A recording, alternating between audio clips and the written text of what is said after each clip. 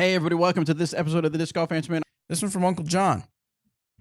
This will segue into what I want to talk about at my Tulsa AM Jam. This is the top topic is unusual circumstances / rules. How strange. I was playing in a tournament and our group threw our drives. We walk up to our landing area and someone from the hole next to us had thrown one of my card mates, Bobby's disc. This is about you. Did you not notice that? No, I just picked up on that. Yeah, this is about Uncle you. John. I know who that is. Yes. I was waiting. I saw Bobby, but I hadn't read it through. I thought you were playing it really cool. No. Okay, yeah. Okay, so I was playing in a group through our drive. We walked up on a landing area and someone from the next had thrown one of Bobby Cardmate's disc. We asked the guy from the other side, from the other card, where the disc was lying so that Bobby could play from the correct place. The guy was super complacent and gave us the old over there with the general motion. We just picked a point to mark the line, continued play. Was it the correct way to handle it? What is the correct way to handle the situation? Well, Uncle John. Bobby and I actually talked about this. We did it. Okay, so here's what happened. I'll paint the picture for you. I had thrown my drive with my Renegade, and it was one of the light yellow, super like shiny Dayglow, yeah. Dayglow. That's a good way to describe it. And it's a color that we have of quite a few drivers in, quite a few discs in. So I threw my Renegade, and everybody else threw their shot as well.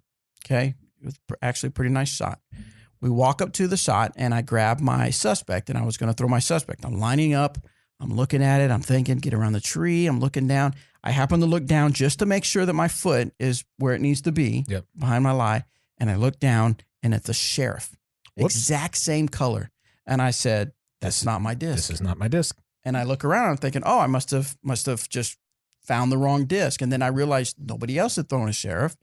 And I'm thinking the other card on the hole that was next must have thrown it. And then we're looking around. We can't find my Renegade. So we shout out, hey, did someone throw a yellow Renegade? Sure enough, a gentleman had thrown it. And we asked him, and he was frustrated, obviously. Right. And I know I'm so cautious about saying things because people take my stuff out of context and they take it. But the guy didn't seem very helpful in helping us in our situation when he had caused the situation. Right. Okay. So it came down to, I said, well, here's your Sheriff. Do you know where where's my Renegade? do you remember where the Renegade landed? And he just kind of pointed kind of over there. Well, at that point, what you have to do, I mean, it's not my fault. I didn't intentionally not have a place and not have a lie.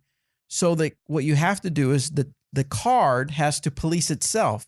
And so in that situation, the card has to agree where they feel the disc was at. Mm-hmm. Once the card agrees, yes, that's where we feel you should throw from, then that's where I mark my lie. Yeah. It's the same thing as if your disc lands, and then all of a sudden a dog comes up and picks it up and runs away. Or like the wind picks up and all of a sudden it just, it's just rolling. Once it comes to rest, that's your lie. That's where you need to play from. Right. And so other people can have input, but it's your card that decides, they have to all agree that that's the spot we will say you can throw from. So I threw from it. Actually, I told the guys, I said, okay, I put down my mini and I said, hey, you guys finish out the hole. I'm going to go grab my Renegade because the guy just walked away. And I said, hey, I'm going to need my Renegade. And he was probably 15 feet away. Yeah. And he threw it at me. And as the motion of his hand to get ready to throw it to me, I said, no, throw it. Then he threw it at me.